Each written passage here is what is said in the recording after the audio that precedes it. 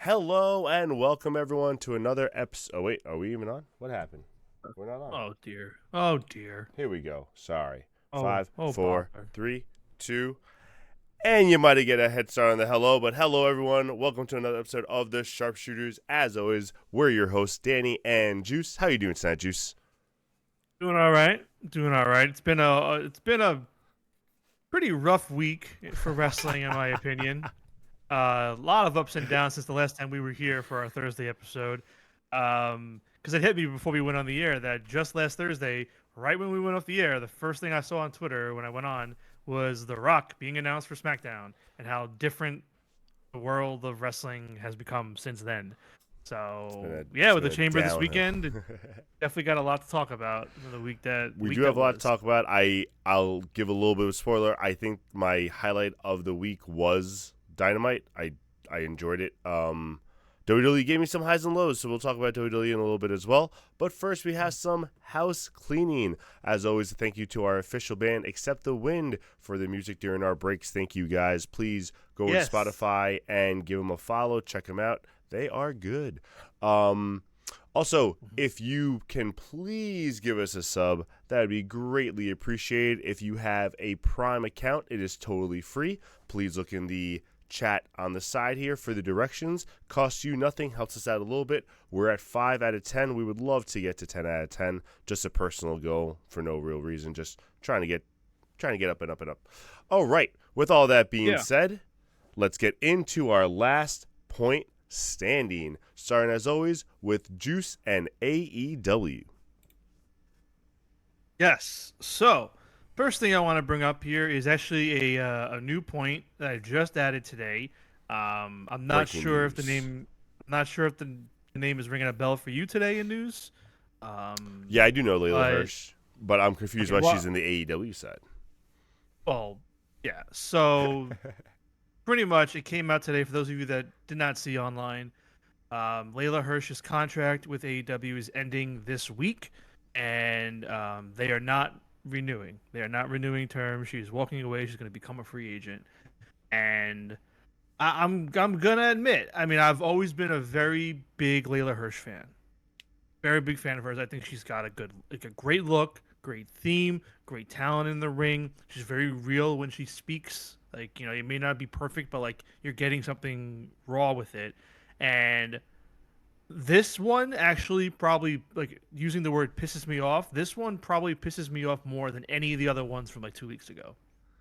Um, Remember when you thought her family was sitting next to us in Hammerstein? Yeah, yeah, yeah. Do you think it's just mainly because they just don't see a spot for her right now because they have a low division with people coming back from injury and stuff like that? Yeah. I'll be honest. I think this was her call. I mean, obviously they're not renewing with her, but I don't think she wanted to. I think they probably would have re-signed her. I don't think she wanted to. I think she got pissed off, and I think a lot of these Ring of Honor women are going to do the same thing, where they sign to be on AEW, Mm-hmm. and they're being relegated to Ring of Honor and not getting the same opportunities that they thought they were going to get. And the reason being is she just wrestled at Final Battle for the TV title. She lost, but I'm like 90% sure in the week to follow that show, like she cut a promo saying like, this isn't over. You and me are not done. Like, we're gonna run this back. And like, I don't think you do that if like she's leaving or she's staying. Either way, you get my point. No, I understand what you Um, mean, and I it just doesn't make listen. sense. I agree with you. Why do you have her like Yeah, let her cut that promo as if you're gonna run it back? Which means that they did have probably plans of letting her come back, and she didn't want to sign, yeah, like you said. yeah. So this one just bugs me. I think I like if you want to talk about the whole like Tony fumble thing with Ricky Starks they were doing on NXT. This is one I think that he fumbled. I mean, yeah, she had the leg injury there for a bit, but like there was so much time when she was available and they just didn't use her the right way. And I think they messed up. I think this is one that should not be walking away. And I hope that she finds a good home. And I don't know if it's going to be the other side of the tracks, but yeah, just a bummer. Pretty annoyed about it. Not really a fan that she's leaving. Yeah, I hear you. I agree. Ooh, all right. Yeah. All right. So moving on to Collision now. First thing I want to talk about was Tony Storm and Mariah May. Um, Kicking off Collision. going at it with a backstage attack where Mariah May went after Toni Storm, dragged her out onto the stage, hit her with, I believe, a pile driver, and just assaulted her and held her and did the spotlight.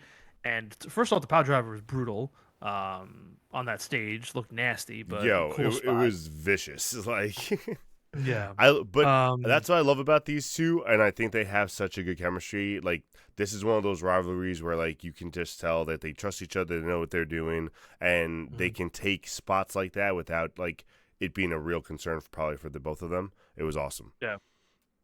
Yeah, and as I was hoping, they are kind of doing what I was hoping for, and what I was saying is they're running it back at Revolution, Yes, sir. and they're billing it as the Hollywood ending.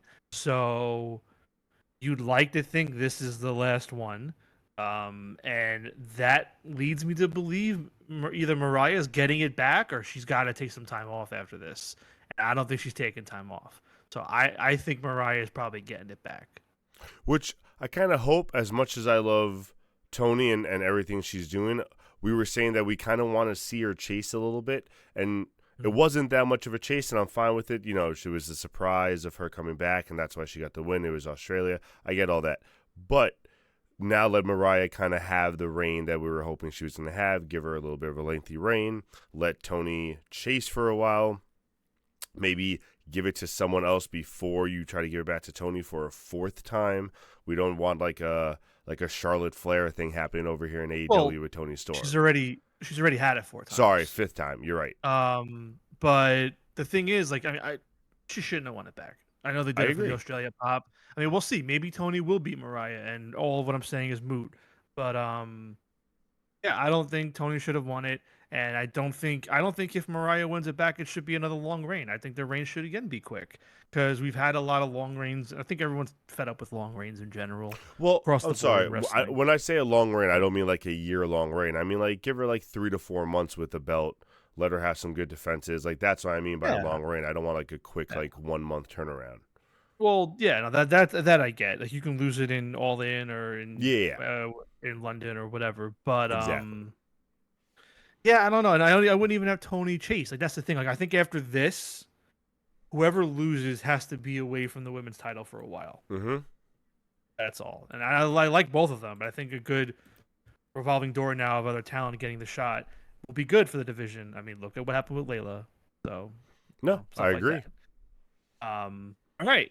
Next up, a pretty quiet moment on Saturday night that I feel like didn't really get a lot of Attention. crazy buzz, and Okay. I get it to an extent, but Speedball Mike Bailey is officially all elite. He's signing with AEW, or has signed already for that matter. Mm-hmm. They haven't given him an official date. I'd like to think they're going to do the face of the Revolution ladder match that they usually do, and they'll probably throw him in that. But I know they've been having visa issues with him, and that's probably why they've been held off. Um, so wanted to see what you thought. See if you're familiar with Mike Bailey's work and to An- what extent. Another one where I've heard the name of, to be honest, but I haven't really seen a lot of the work on the indie scene and Mhm. stuff. So like I'm excited to see what he's gonna do, but I don't really know what he's capable of. Yeah. So he's great in the ring. He's really really good. I like him in the ring. The only thing about him, and this is just a dumb silly complaint. But the only thing I don't like about him is he wears these like bright white. He wears this like bright white mouth guard, Oh, now I and gotta look him up. so whenever he wrestles, it's like he has like the freaking Donny Osmond like white teeth, like the big smile. And it's just for me again. This is a dumb thing. It's just very off-putting for me whenever I see him wrestle. It's just a huge bright white mouth guard in his mouth. Oh God, Otherwise, that looks I ridiculous. It looks like veneers almost. yeah, yeah. For a while, I thought it was. It took That's me a minute, hilarious. but either way, that again, that's a dumb thing. It's not like a legit thing, whatever. But I like him, so hopefully he can find a good lane. I'm really curious what they do with him. I've only ever seen him as a baby face. I'm assuming they keep him a baby face, but we'll see Yeah, how it goes. I saw a couple of Yeah. those pictures like TNA. That must have been after I like stopped watching TNA, so I really haven't seen too much of his stuff. Yeah, he's a good talent. I'm really curious what lane he fits into to start. I mean, it's easy to he'll probably just be wrestling like random matches to get him Hmm. established with the fans, but yeah, I don't know. I'm not sure where he's going to end up to start. But stay tuned. Speedball Mike Bailey coming soon Coming to your your way. TVs. Yeah, Coming fast. that's right. Yeah, Speedball. I get it. Um, next up, Julia Hart. Nothing big here. I just Julia. some observations I had from Saturday's episode that I wanted to see if you also caught. So the first thing I noticed was it feels like she's always had a problem with like staying serious and in character and always like smile and crack. Hmm. And I could feel this particular week they probably finally told her like, okay, it's not House of Black anymore. It's the Hounds of Hell. Like, relax a little bit out there. Breathe. Hmm. And I felt like that came through right away in her match. Like she was immediately laughing and smiling and wasn't like holding it in. So it was very jarring at first. I don't mind it as long as she's comfortable in the ring more and with her character. But I think it just says a lot to like how she can't do it. Usually you want to be a better actor if you're gonna be a character in the wrestling. But I don't know. I don't know what you think about that. Yeah, But it's one thing to try to play to her strengths, but like when the whole thing is supposed to be serious and stuff, fine, have her smile and crack and stuff, but try to get her to do it like look a little more maniacal with it, like look a little more crazy with it, then like let her play into it almost overboard to try to make it look like, something dark or sinister like you're trying this whole group to be. Otherwise, just let her go babyface. If you're going to let her be smiling and giggling and stuff, like, kind of let her go back to a babyface role, and that's okay too, but, well, like, play into that better, I think. well, yeah, and I think that's what I'm saying. I think that's essentially what they're doing now. I guess I'm just trying to call her previous run more or less a failure because like she wasn't really ever playing the menacing heel. She was kind of just like you always felt like she was smiling behind the face. Like, So literally, yeah, sometimes I think listen, she put her yeah, head down with that big-ass hat to hide her oh from yeah, smiling. for sure, So, for like, sure. that's why they But gave her the hat. so this may sound like a backhanded compliment, but what I'm trying to get back around to is that she finally did seem comfortable out there. I'm happy for her. Yeah. Hopefully, her and Brody and Buddy can all find this new lane with it, where they're kind of being what they were and just more see with it, which I think is also what Tony wants. Because I think again we've learned by now Tony doesn't really care for the mystical, magical side of wrestling with characters. Um, and the last thing I noticed, very little minute thing with the music. If you're familiar enough with her theme, she always in the theme it's always the house always wins. Mm-hmm. They changed it to now it says the heart always wins. Which, that makes sense. They're trying to give her, like, her own lane, especially with who's hurt now? Buddy being hurt for a little bit, like, Yeah, well we never they're got a gonna really timetable. try to Yeah, give her more as like a solo act, probably. yeah. But I noticed it because I like her theme song a lot. So when they dropped when it was I was like the house always wins, and they said the heart, which is very interesting to me. You're like, no. A little bit, a Oh, little this bit. is the old bell Um, again. oh Ugh. man, Saved by the Bell. What's Hold going on on one here? second. Hold on one second. I gotta fix this. I Bellamy don't Smalls. want this crap to keep happening. It's all right. Poor I'm Tomato, sure. if he jumps on, he'll cry about it. There we go. All right. Scaring. We're good All now. right. Trios titles. Okay. So the trios titles once again defended on Collision, which was great. But my personal problem with it is that this is the second time they've defended them in recent weeks, but both times they've been defended in what I consider high-profile defenses that could have legit gone either way for me as a live viewer, but they were both on taped episodes of TV. So I was kind of already checked out on both in that regard. Where like great matches, love them both, but as a result, I'm like, well, pre-taped. I didn't hear anything about it online, so clearly you didn't change the belts. Yeah. And these are like these are both matches where like you could have done it, and I would have been like, oh damn, this is the match, and they didn't. So Well, you whatever. gotta And then I imagine was they had to be saving that for like the downfall, right? Like that's gotta be, and that's part of the reason, and we'll get into that more next week. But that's part of the reason why I don't think Cope is winning, because I really believe that like the trios titles go before the world heavyweight title. I think it's gonna be like a kind of a cascade of stuff. well, and here's the thing. My first thought then after the match was okay. Maybe this is going to be building to a significant match at Revolution for the trios titles. Nope. And then they're doing what they're doing, where Cope is taking everybody out one by one, and I was like, all right, well, I guess the trios titles are out. And not Like, to they're not mention, gonna they're get- also doing. It looks like they're building up for Adam Cole and Daniel Garcia, which takes out two major people of the big trios that have been challenged in the past few weeks. But then I don't know if you saw or caught, but they're doing that match on Collision, which like, I don't understand. Like, we'll get to that point in a little bit. Yeah, that's fair. But yeah, I just so I don't know. Listen, trios titles. I mean, I'm glad they were defended. I also hated the finish.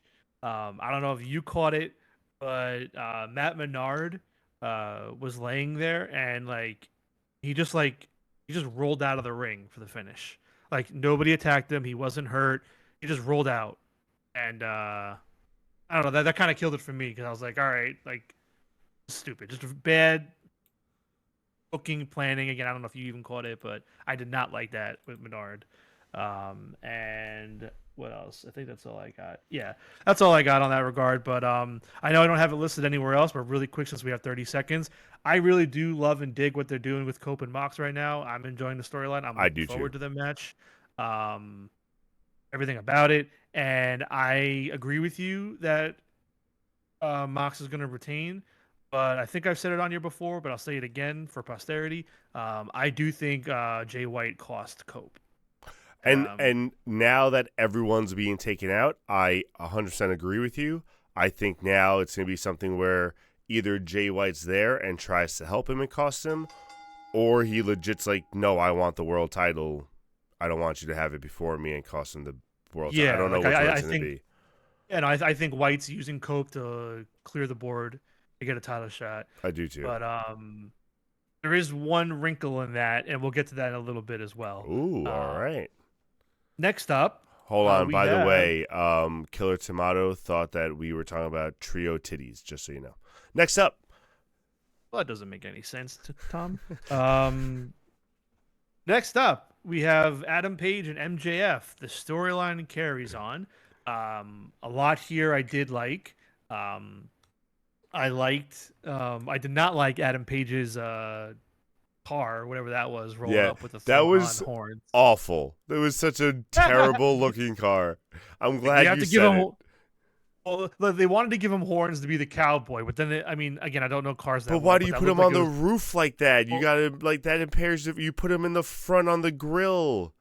Yeah, well, first the horns, and then also, again, I don't know cars that well, so please forgive me if I'm wrong here. That looked like it was an electronic vehicle, so I'm sure they were trying to do like, oh, look, he's a cowboy, but he's like a millennial cowboy, and like he's whatever.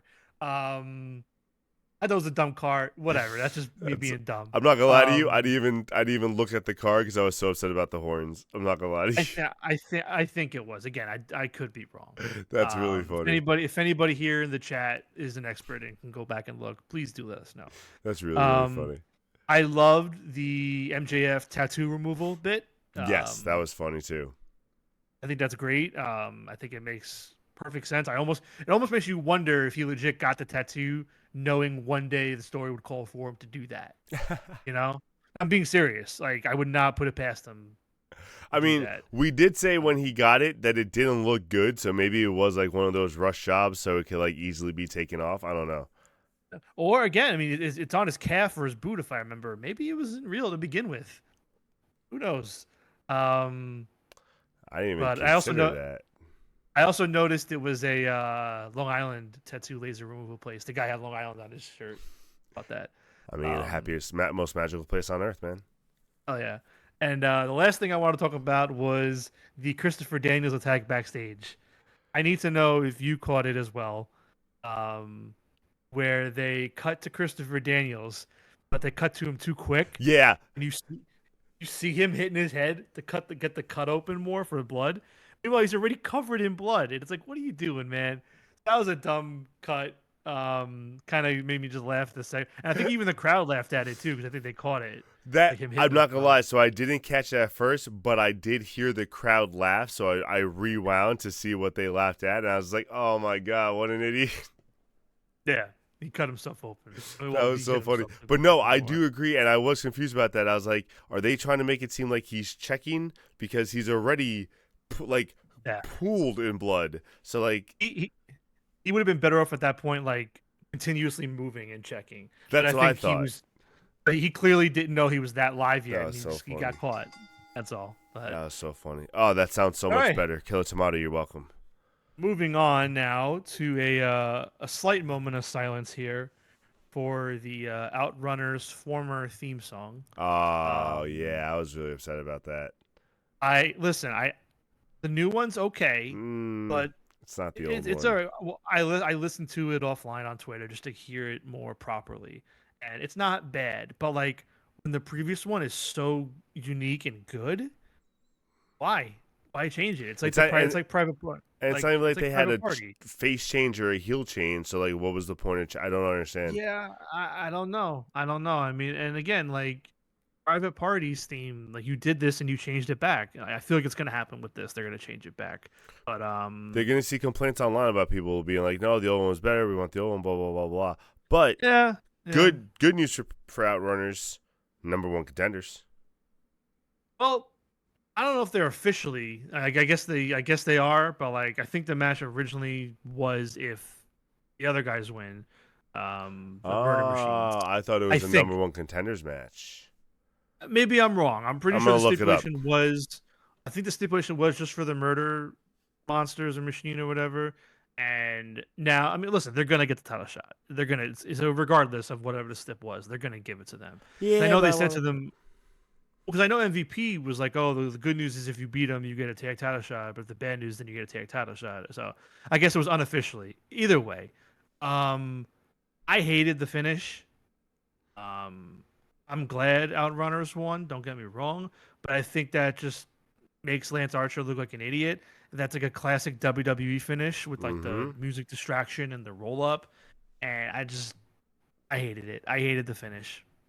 No, I wasn't a fan of the finish either. I would rather them kind of do the same finish without Lashley. Like, fine, if you want to have them, if you want the Outrunners to like, do the out of nowhere, overcome the odds thing, totally Yeah, cool, totally get it. But like, you don't need like all that's telling me is that supposedly the Hurt Syndicate is very nervous of now Archer and Cage, which yeah. why should you be? You guys are supposed to be like this crazy force that shouldn't worry about it.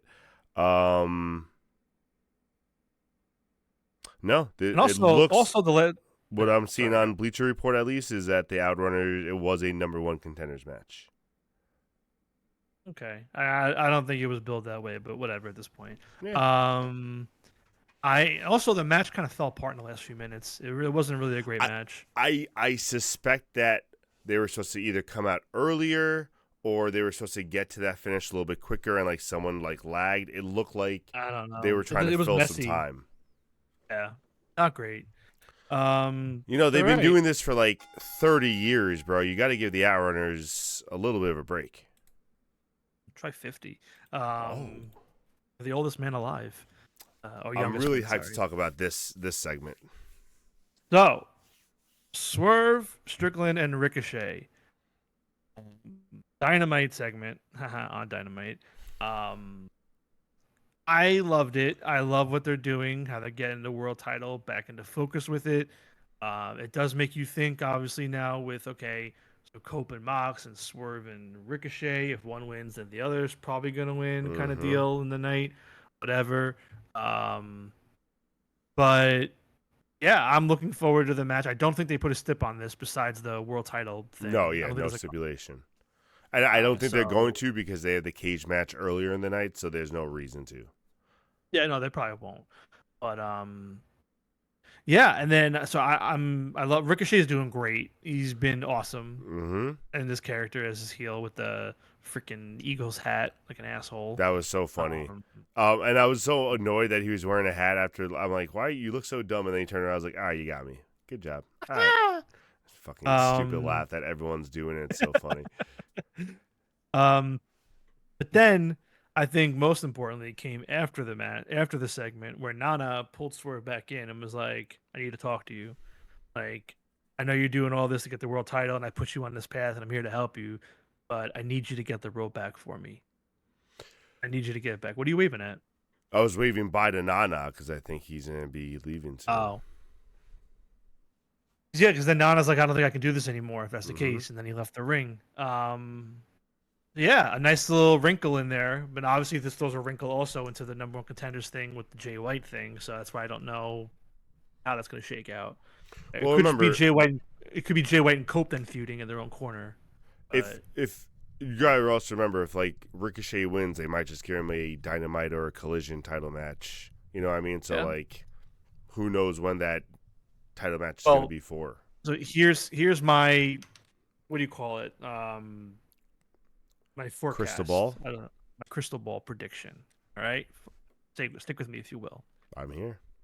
Ricochet wins, gets the number one contenders match, but he's so focused on winning the match, he does something or something happens where he fails to get back the rope. So he wins, he doesn't win, and then that causes Nana to leave, take some time. I don't know how that part shakes out, but I think it's going to be Swerve and Mox the next pay-per-view at Dynasty, because it's 1 year since Swerve won the belt at Dynasty. And what better way to win a belt for the second year in a row at the same pay-per-view than at a pay-per-view called Dynasty? Oh, we think Swerve is now going to be the one who takes it off? I think Swerve takes it from Mox at Dynasty next month. Oh my God. And I think we're on a collision course for Swerve and Page running it back at All In Texas. I don't know. I got to see how that storyline shakes out. It's just, I think this leads to Swerve winning it and possibly turning heel on his own. So Page is turning face. I don't know. We'll see. I wouldn't mind that. My problem goes back to the original problem where that shouldn't be the ending of this storyline, but it is what it is. If that's where they have to go now because they kind of screwed it up and they're trying to make up with the Swerve Adam Page stuff, then I'm totally fine with that. So I don't mind them running that back at all. Even if he doesn't win, I think at the very least, I do think they run Swerve and Mox. At 100%. They're on a collision course for each other. To play off the 1 year since thing. Because you got to remember, Page is still going to also go after the world title at some point this year. Like, that's why I don't know who's going to be the one to take it off him, but I do feel like it has to be like an original, the way they did this story. And I don't know if they're going to do that now because they shot themselves in the foot with it. But like, we'll see. I don't know. We'll see. Yeah, I don't know. I was thinking Honestly, that last night when I saw the Orange Cassidy match. Where I was just like, man, it should have been you or Darby, and like it's just so annoying that it's neither one of them. Yeah. Well, like I've told you, for my own sanity and just for the sake of trying to enjoy the television, I've gotten to a point where like you need to kind of let go of the beginning and origin of the story. Yeah, that's what I had to also. Clearly, whatever was working or was happening wasn't working, and it's pivoting to become whatever it is now. Exactly. And that's it. Like it used to be So is last point, the Undisputed Kingdom picking up a story. Huge win last night. And I was intrigued by the match because first off, I thought it was kind of interesting that Garcia was teaming with FTR. Yeah, I didn't understand that. And was that explained well? I don't think so. I think it was kind of just talking up the whole Death Riders angle, how they were both kind of going after the Death Riders. Like all of them were kind of involved with it. I don't know. Either way, I think it was just a way to get FTR on the show, and that's fine. Match was amazing. Of course. I loved it. I mean, I do think Undisputed Kingdom kind of acting heelish last night. So between them acting heelish and I don't know if you were listening to commentary, but commentary was hyping, especially O'Reilly. Commentary is really hyping up O'Reilly as like this psychopath, this dark side, blah, blah, blah, blah, blah. Mm-hmm. So I'm like, oh, this is the Undisputed Kingdom we need. A heel kingdom is so much better than a face kingdom, bro. Yeah. So I'm really curious how this shakes out, and what is the final catalyst in it? Because Bobby Fish. You know, the next point then was I thought we were getting Cole and Garcia at Revolution. I know. I was so hyped for that. Now they're doing it on Collision this Saturday, which is awesome because as far as I know, this is a live Collision. It's not pre-taped. So they could do a title change. Do I think they do? Maybe.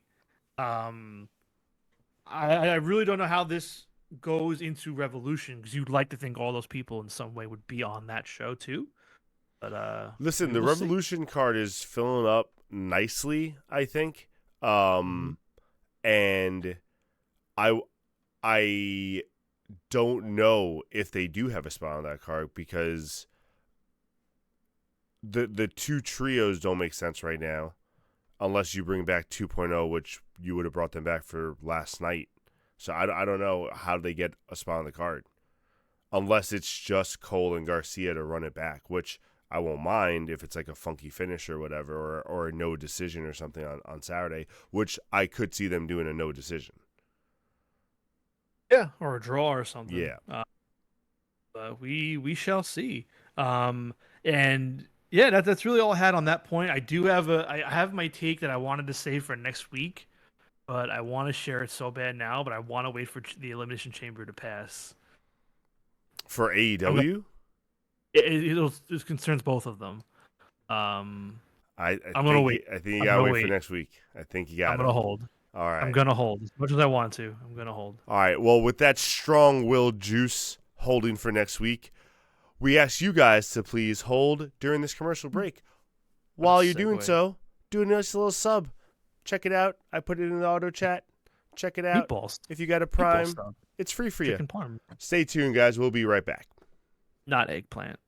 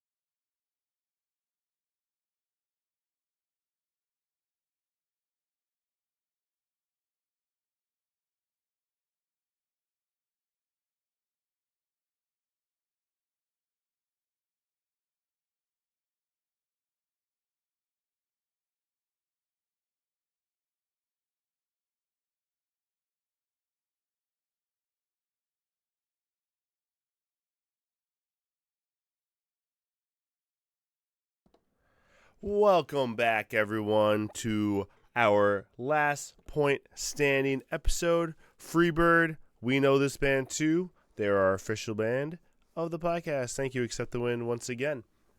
So, this is our WWE version. I'm sorry, WWE section of Last Point Standing, Juice's favorite. And we start off with, I know something Juice is going to love, Mellow Don't Miz. looks like a new tag team forming in SmackDown. What I truly believe this is for, though, is I think this is setting up some kind of title picture for the U.S., some kind of convoluted title picture for WrestleMania season, whether it's at WrestleMania or around it. But I think between LA Knight, who's challenging this weekend for the U.S. title, they just lost to the Melo and Miz and stuff like that. They're going to get themselves into the title picture, at least one of them, if not both. I don't know if this is going to be a tag team going forward. It looks like it might be, but who knows? Feelings on this. I need to thank you for trying to be gentle with me here tonight with your list, but no, we need to talk about it. That SmackDown was god awful. If you notice, there's only 2 things on this list from SmackDown. It was not a good one. I do, and that's why I'm thanking you. I know. Oh my god. Like an awful show from top to bottom. And this part right here, I need to respectfully disagree. I think this is the definition of we have no idea what to do with you, Carmelo. So we're going to put you with Miz to see how you work in this kind of a team. Oh, for sure. Like, this is sad. Like, I mean, listen, I'm not a huge Carmelo guy, but he's a good enough talent where, like, this is sad to see. But since they brought him up, they haven't known what to do with Carmelo, which is the problem. And that's why I don't understand why they brought him up in the draft. They literally brought him up, put him in a really shitty 7-game series that I don't believe had an ending still. No. And then ever since that ended, he's been in really weird squash matches and gimmick matches, and now he's with Miz, and it doesn't make sense. Yeah. So, no, I completely agree with you. It's awful. And I don't think it leads to him being involved in the U.S. title and for Mania, and at best maybe the SmackDown beforehand. But I don't think the U.S. title touches. So what do you think is more likely? Melo now being in the contention for the U.S. title, or Melo and Miz staying as a tag team for a while and possibly after Mania, because I don't think it's going to be before Mania, after Mania challenging for belts? Neither. I mean, they're going to be a tag team for a while, but it's not going to lead to belts. I mean, or a title shot. Like, they're going to... One of them's going to turn on the other or some crap. I don't even know if Miz is a face or heel right now. Like, no one does. But... Yeah, all right. I think the whole thing is just a giant waste of time. All right. Nowhere. And as Juice said, SmackDown was pretty terrible. There was a tag team title match that isn't anything to talk about. So this is the last point we're going to talk about SmackDown until our second to last point, because that's how bad it was. So moving on, we now go to Raw, where we start talking about Logan Paul and CM Punk. They had a nice little back and forth barb between each other, and I know how you feel about Logan Paul. Taking your hatred aside, which is going to be funny because I'm about to talk shit about him, but I am hoping that someone starts helping him with promos. I know people think he's like good on the mic, but if you really listen to him, he's not. The fans rattle him very easily still.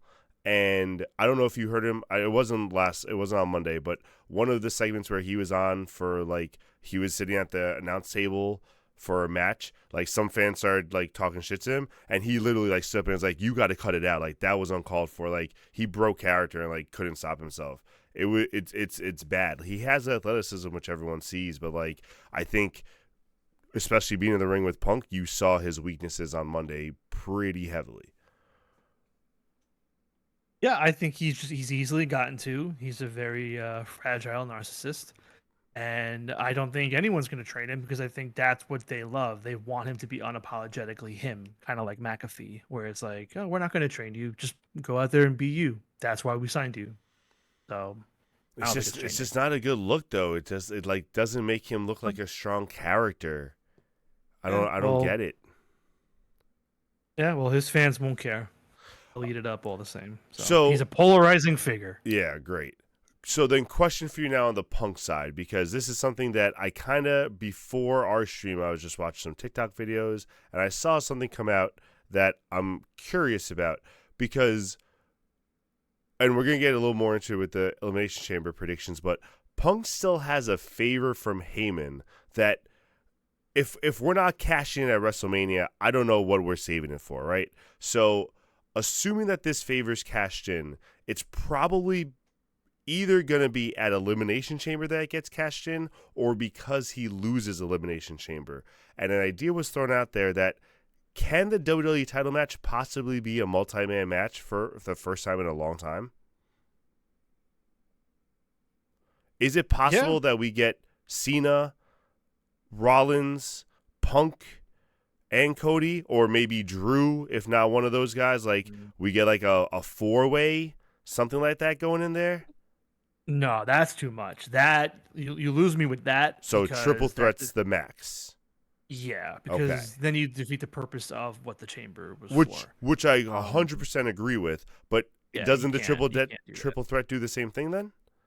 Well, not if it's Punk cashing in a favor for a story reason to be inserted. Okay. There it's fine in your scenario. If you want to do that, I can get behind that.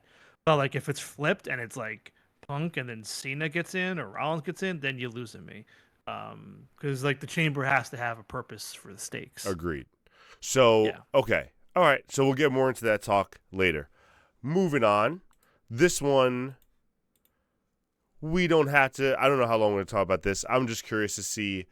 After Monday, Penta facing Pete Dunne and Kaiser and stuff. What direction do you think they're going for with Penta? Because like, it's just the same repetitive two guys. Are we just going to throw him into a random Intercontinental title feud in time for Mania? Is he going to be in a tag team match with Ray versus Chad Gable and some mystery partner for Mania? Like, where are we heading with Penta? Because right now he doesn't really have a direction, which not surprising. Yeah, I don't know. I will say, first off, I'm thrilled that he lost on Raw. I think that was a very finally fun, had to. I thought that was a very fun booking decision, and actually like made me go, oh shit! Like, so props on that one, Hunter. As I thought that was good. I thought it was good to have him lose in a triple threat match. It protects him exactly, I mean, and that's why I didn't choose him for my week this week. By the way, for fantasy, because I thought he might lose in a triple threat. I was like, this would be the one. Yeah. That being said, I still don't know what you do with him at Mania. I mean, like, you know, like you were saying, like Penta and Ray versus New Day. Like, no. Like, Penta and Ray versus Chad Gable and someone. I know what you said. I'm presenting a different one. I mean, I don't know what the possibly thing is, if Ray Phoenix somehow magically gets released in time for Mania, it's Penta, Ray, and Phoenix versus Chad and the New Day. We could do something like that. Yeah, could. I don't know. Either way, I don't think it's going to be anything that's very comprehensible because right now there's no path. But he's got to be on Mania. You'd think so. The way you signed him, all the pop and circumstance you did around him, all the merchandise you're selling for him, how do you not put this man on Mania? Maybe he just wins the Andre. I'm being honest. I'm being serious. Oh, I forgot about this stupid. But the Andre's on SmackDown. They moved it now. I know, but people from Raw are on that. I'm just saying. No, I'm saying right now. That would mean he's not on Mania. That's what's surprising to me. I'm aware. I know. All right, moving on. We got some topic that the only reason I'm bringing, and I know you don't like talking about Judgment Day. Trust me, I know you don't like talking about Judgment Day. But only reason I'm bringing this one up is because there was something intriguing that I'm curious if you caught on Raw. Did you notice anything with the backstage segment with Finn Balor and Dominic Mysterio?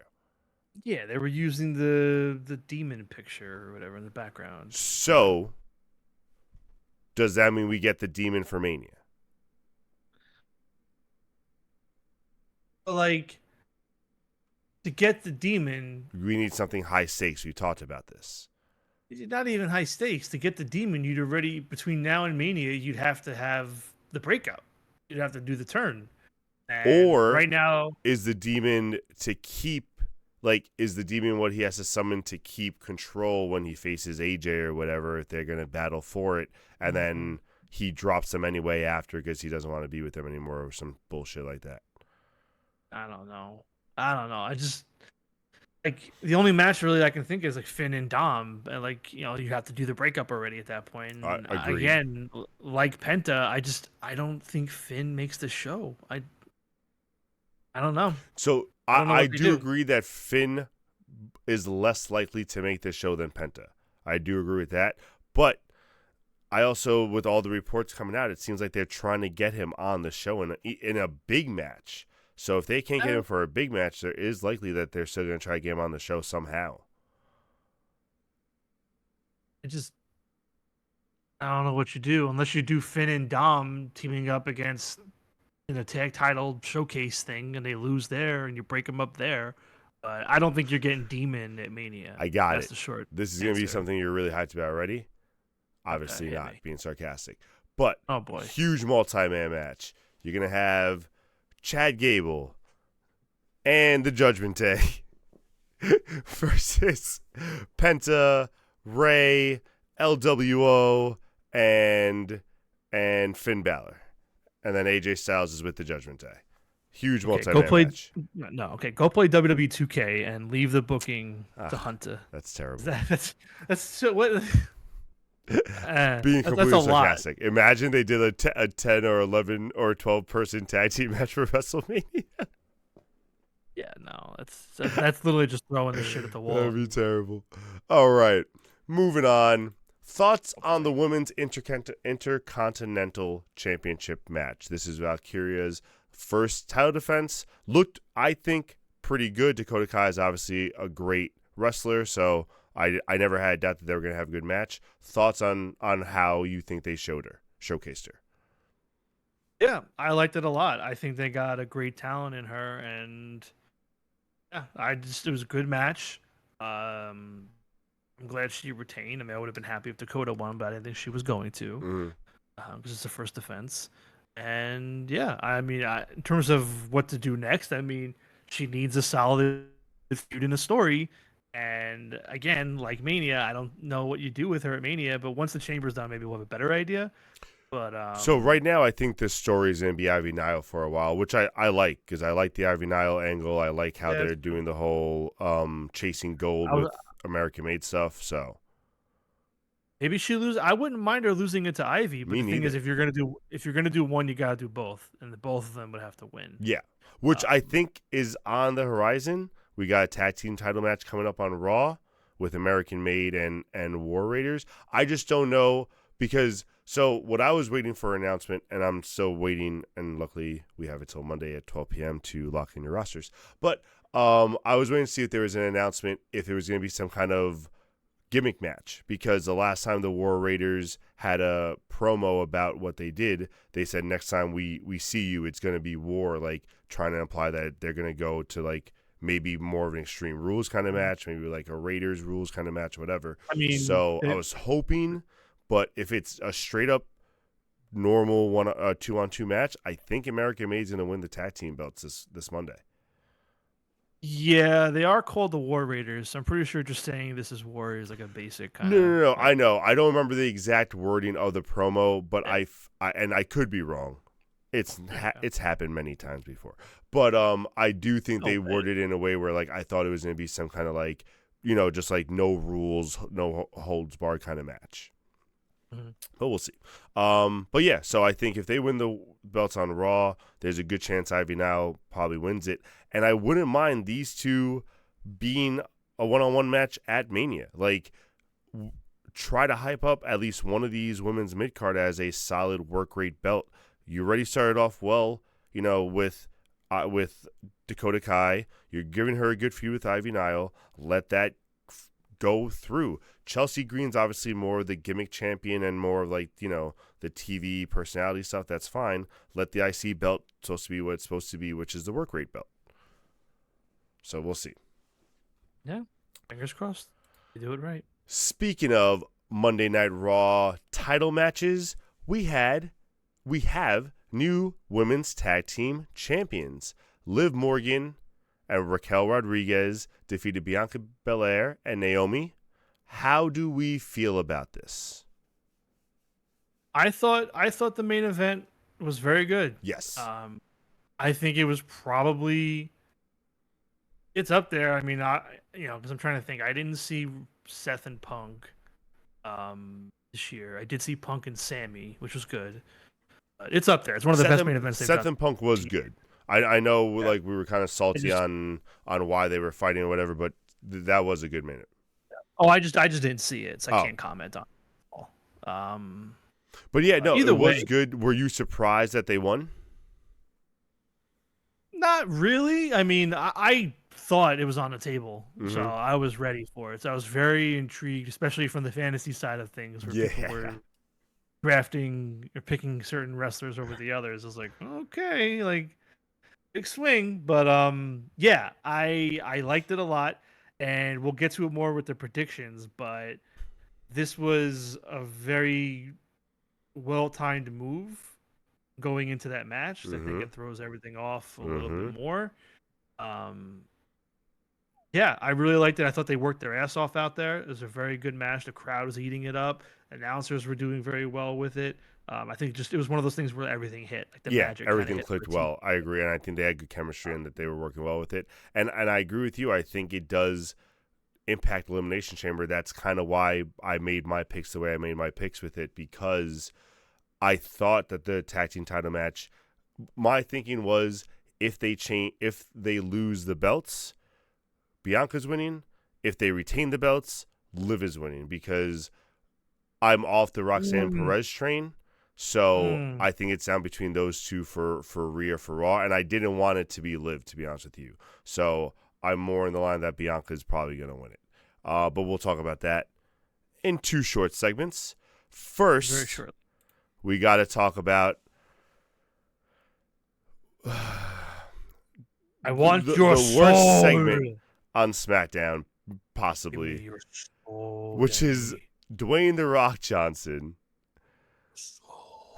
the final boss, literally asking for the WWE Champion's soul. And I don't know what that means. The whole segment was weird.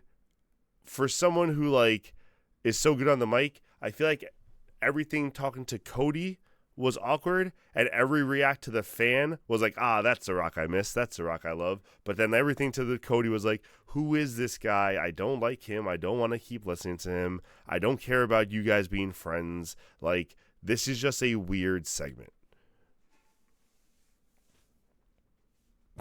Yeah. So not a great segment.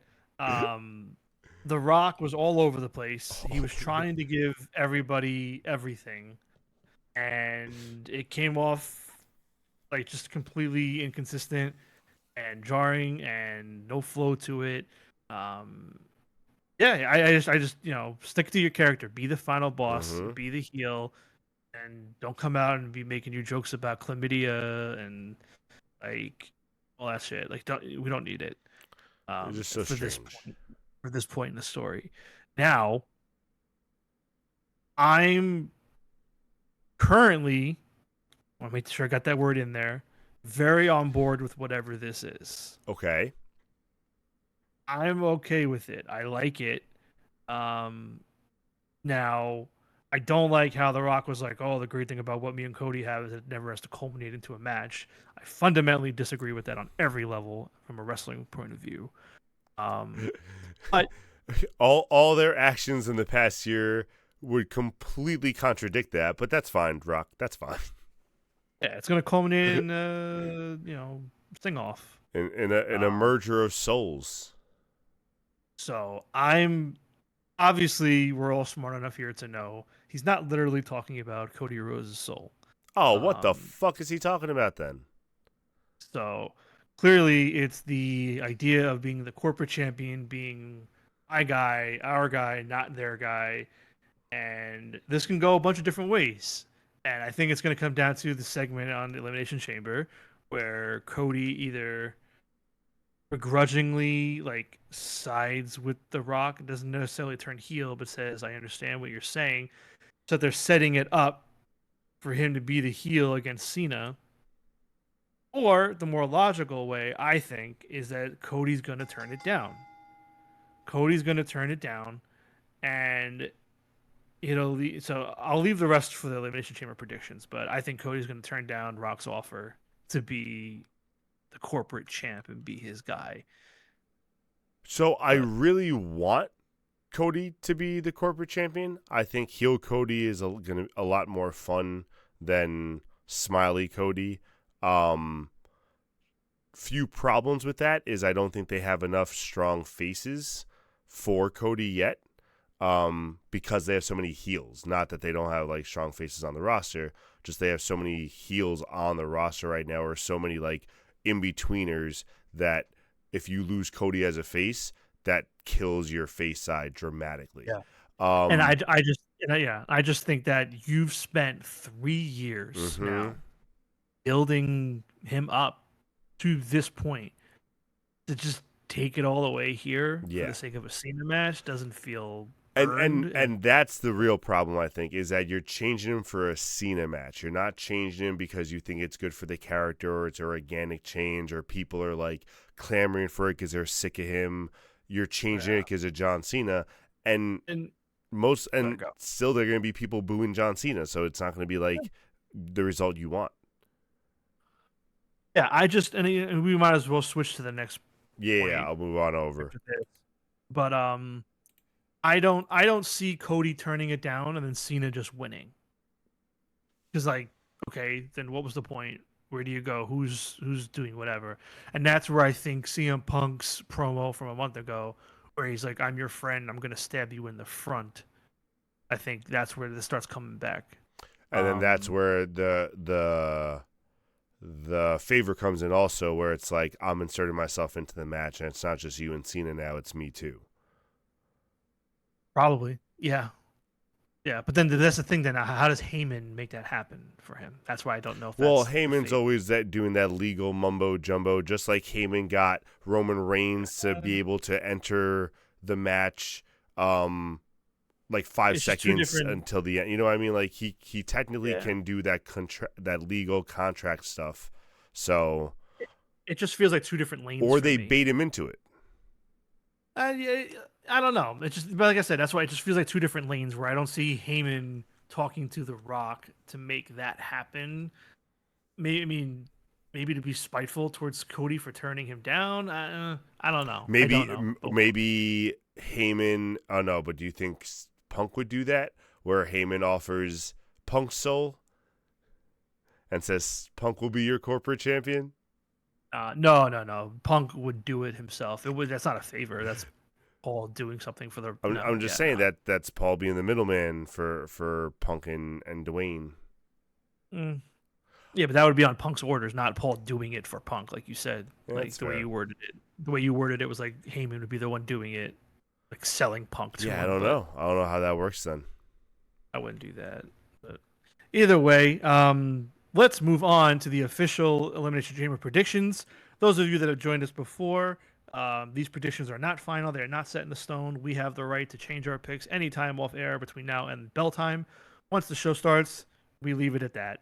Um, so These are here our they are. picks as we have them up. We have 4 matches officially right now for Elimination Chamber. If anything And as gets always, added or changed, we'll let you nothing's go. get, What happened? nothing's getting added. This is Oh it. yeah. Nothing's getting added, but in case something does, we will obviously do our predictions for that. But right now, we are on the same page for the 2 non-chamber matches, and then on very different pages for the chamber matches. So let's start off with the 2 non-chamber matches. Those are easy. We got Trish Stratus and Tiffany Stratton versus Nia Jax and Candice LeRae. I think we were talking about before and it was off air, not on air. But how you bring back Trish Stratus for Toronto for Elimination Chamber and then have her lose just doesn't make sense to me. Plus, Nia and Candice don't need the win right now because Nia's not going to be in the title picture. Yeah, respectfully to 3 of the 4 women in this match, there's no reason to talk about this. This is a layup. Exactly. It's Trish and Tiff, so we can move on. Tiffy time and Trishy time. All right. The unsanctioned match, I've been kind of going back and forth on, but I Oh, think we're actually, pause. I'm sorry. I do want to go back and say one thing about Tiffy. okay. From SmackDown.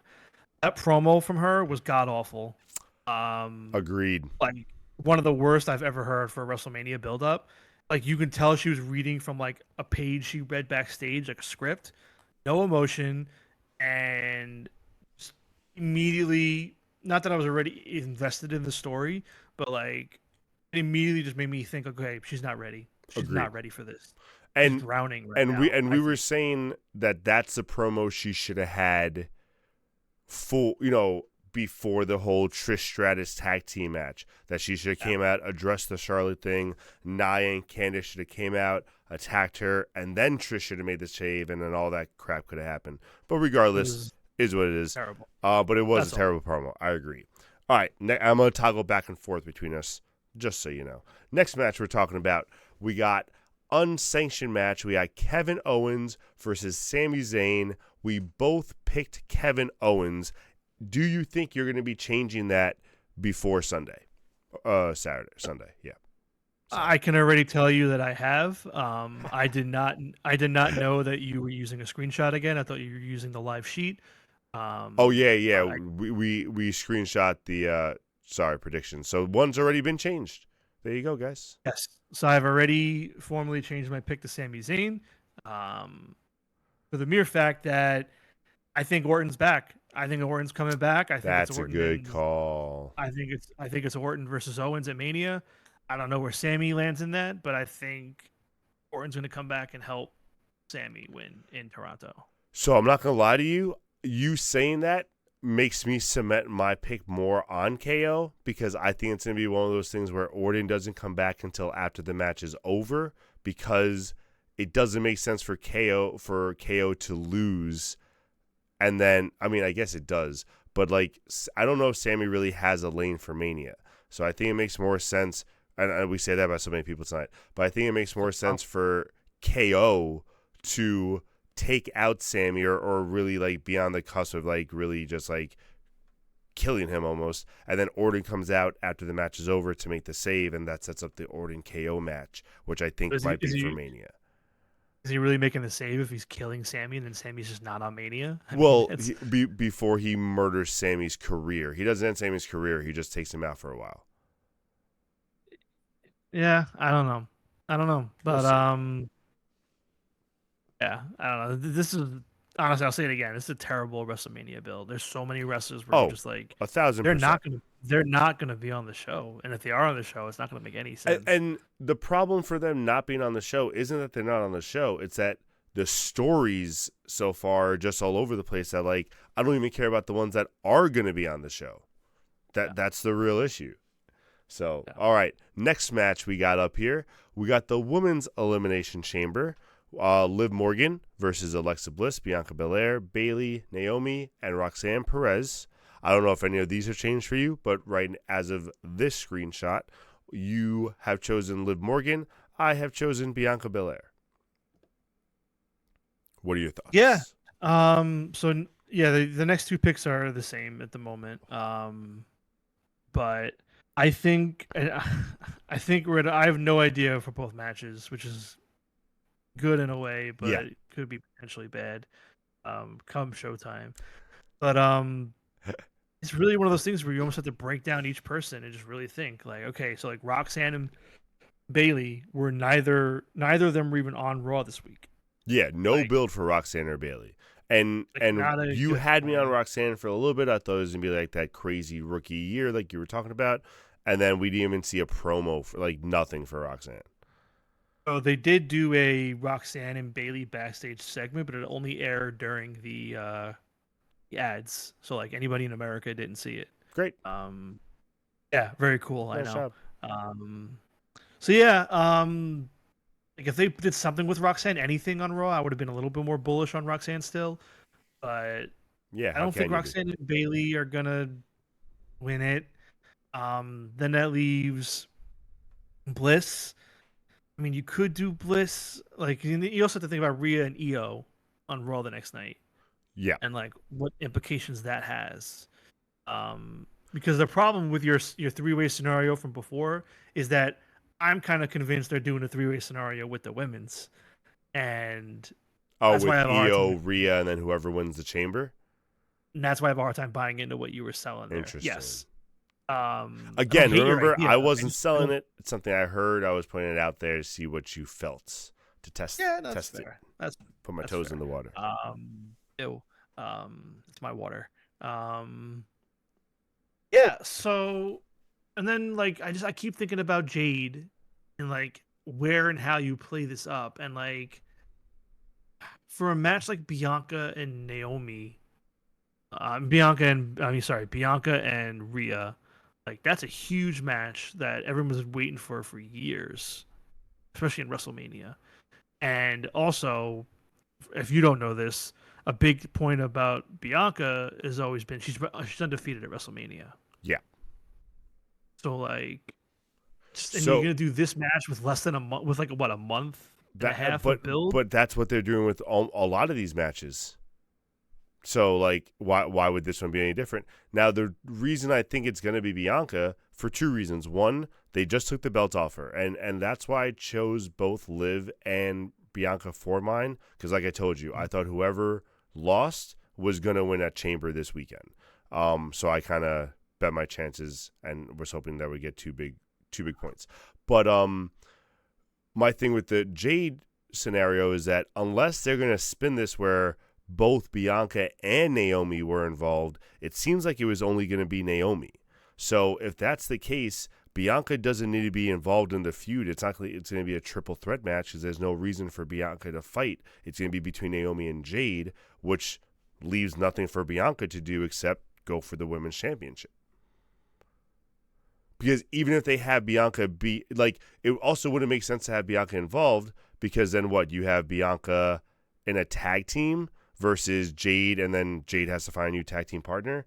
That seems kind of weird. Also, like you take Jade out of a tag team to put her in a new tag team. I don't like that either. Yeah, I'm trying to visualize everything as Yeah, you're no, talking. I agree. It's a lot of different scenarios, and I plus Bliss, see like it. I said before, they just brought her to SmackDown. What was the point of bringing her to SmackDown if you're gonna move her right back to Raw for the next month or two to have the feud with Rhea? Like that just doesn't make sense to me. Leave her as a free That's agent then. Like you didn't have the to same. put her on SmackDown. But Bianca SmackDown too. But Bianca Um, at least was the tag team champion, so she went back and forth between both shows. Like that was a it little was. bit different. It was. That's my point. But I also thought the champions replaced whoever won them. So like since Liv and Raquel were on Raw, they go to Raw now. No, it's not how it is. Oh, okay. Yeah, no, like I remember last year's draft when they drafted like Asuka and all them. They were like, oh, Yeah, they're yeah. drafted to SmackDown, That's but they're the fair women's too. tag. Yeah, so um, all right, and then is Raquel in this? I forget. It was Raquel. No, Raquel's No, not. she lost to Roxanne. So yeah, I don't that's it. know. Yeah, I just think I think Liv is kind of like, I think Liv getting the belt is almost like a red herring. I don't know what the word I'm looking A for is. They're trying to swerve. distract. Yeah, they're trying to distract you with the tag belt and think, oh, she just won a tag belt, she ain't gonna win. But I'm thinking about Rhea and Io, and who can come out of the chamber that would have the most story in place to make it bigger, and that's where I think Liv with those two works the best. Because again, how do you not have Io on the show? Storyline I just wise, I agree with you, but WWE WrestleMania wise, they want the biggest stars on. I think they put Bianca in that match because then you have Bianca, Io, and Rhea, which is like your three mega stars on Raw, pretty much. yeah, I don't know. I don't know. I'm seeing more the path of Liv costing Rhea the belt, Io winning it, and then that makes Rhea get the rematch, and we get Rhea, Liv, and Io. All right. At me, but yeah, All right. who And knows? last but I not may least, change it, but no, yeah. trust me, I'm going to be back and forth between Bianca and Bella and Liv until literally 6 or 7 p.m., whatever time, 4 p.m., whatever time it starts. I was gonna say it's 4 Yeah, p.m. I remember you said, I was like, ah. And last match on the card, we have the men's elimination chamber: John Cena, CM Punk, Drew McIntyre, Logan Paul, Damian Priest, and Seth Rollins. Once again, we both have different winners. I picked John Cena. You picked CM Punk. We know why I picked John Cena. We've kind of talked about that all night. why pick CM Punk? You haven't. This is the first time I've heard you pick that. Or say that. Yeah. So first off, it is 7:00. 4:00 is for me because I'm going to be in Vegas next week. Gotcha. I'm going to be conducting some business For make AEW WrestleMania. Double or Nothing. No. It's for WrestleMania. Okay. Yeah, I need to ensure some matters in advance, so I'm heading out to Vegas to take care of some matters. Are you helping Paul Heyman with his favor? No comment. So, in regards to this one, this is another one where I think you really, again, got to break everybody down.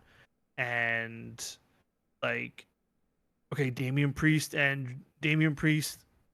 think no way. I mean, I think it's I swear to God, Damian Priest is your challenger for WrestleMania. I'm not watching WrestleMania. And we have to consider everybody. That's the thing. Like, you legit have to think about it now with everything going on. Because like, Drew could be the one that sells his soul. Do I think so? No, but it could be Drew. I don't think it's gonna be Seth. I think Seth and Roman are gonna be in that lane. But yeah. So honestly, just going back to Punk though, my reasoning for Punk is this. Quite frankly, a lot of his dates for March are SmackDowns, not Raws. And I think that's a huge tell for why is your Raw superstar going to be on SmackDown a lot in March. Mm-hmm. And if he's fighting Logan, I don't think you do that. So that kind of makes me think Punk and Cody. Granted, that could mean Cena as well, still in some way. Yes, we kind of talked about that before. Mm-hmm. But yeah, I just think I don't think Cena has the title shot yet. I think it's another failure and more confusion. I think you almost flip the script and you do Cena and Logan if Punk wins. And I'm really not trying to justify it or get away from Punk and Logan. I'm not. I'm legit trying to. Trust me, I've been thinking the same thing. When you sent me that picture with the dates, I was like, all right, so if Punk is the challenger, the Swerve is probably going to be Cena and Logan, then another Passion of the Torch match. And then we'll see how that all plays out. But in my opinion, then, if that's the case, then however CM Punk wins is by cashing in the favor at Elimination Chamber. Because also, what are you saving the favor for at that point then if you have the title match at WrestleMania? Well, and here's the thing as well. I think I also believe, I'm not 100% on this one, but I'm also pretty sure that a lot of Cena's dates in March are Raw. Ooh. And if he was going to, again, be going for Cody, I would think he'd be on SmackDown. Yeah. So maybe I'm really looking too deep into it, or maybe I'm onto something and I'm sniffing it out. I don't know.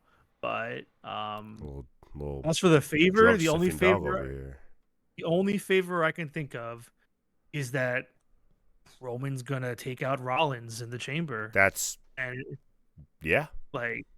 that's the best thing I think. But to do that, you'd almost have to take Cena out before then. Like you'd have to have Punk and Rollins be the final two. Roman Reigns is the special guest referee. Okay. No. Let's go. We're going to be watching Elimination. Ladies and gentlemen, you heard it here first. We're going to be watching Elimination Chamber. All 6 participants are going to be in the match. The doors are about to close. And then you're going to hear Paul Heyman on the microphone saying, ladies and gentlemen. And out comes Roman Reigns in the tightest referee shirt ever to show every one of his rippling muscles. And he's going to be the special guest referee. Yeah, no, I'm sticking with Cena gets taken out early, probably by Logan Paul. And then Roman takes out Rollins as the favor. And the final two are Punk and Rollins, and Punk beats Rollins. True swerve, for real, not joking now. True swerve would be if they take out Cena number 1. Because then everyone would be losing a fucking shit. Be like, oh, there goes all our picks. Cena's out already. Like, what the fuck? Who's going to win now? So that would be a great swerve if somehow, like, whoever 1 and 2 are is Cena and someone else, and then Cena loses before the third participant comes in. I'd lose my... They've never done that before. They've never had 1 and 2 be eliminated. One of them be eliminated before the third entrant comes in. I would love if that happened. I feel like they might have. But... I don't think so. If they have, please fact check me. I would love to go watch that match. I don't believe I've ever seen one of the first two get eliminated before the third one comes in. I don't think so. Shayna might have done it. I'll look. I'll find out. Let me know. Yeah. So I mean, listen. I think it's between Cena and Punk. I truthfully don't think the other four have a shot. If I had to pick one to be super sneaky, I'd probably say Drew. Oh, I was gonna say Seth. Only because that loss to Jimmy on SmackDown was very odd to me, and I don't know why you do that with him fighting in the Chamber like in a week. You know what I mean? So I thought about that. The whole Damian Priest LA Knight thing. I don't know if that's still happening. No, not Damian Priest. I'm sorry. The whole Drew McIntyre Damian Priest match. I don't know if that's still going to be happening because after all those reports and stuff, sometimes they try to once that gets leaked, they try to swerve away from it. Are they trying to do something with maybe Drew and Jimmy? He was doing the whole bloodline killer thing for a while, but then he lost to everybody, and it kind of he didn't kill anyone from the bloodline. It was just okay, you good job. And Jacob and Solo are going to be fighting each other at Mania, which is fucking awful, and I don't care. And actually, I'm very into Jacob right now. Now that he can actually say more than "I love you, my tribal chief," I actually am into him and want to see where they go with him because I think he's a good wrestler. But I do not care about this angle at all. So we'll see where it goes. Yeah. Those are our picks. See. I'm going to pull them back up.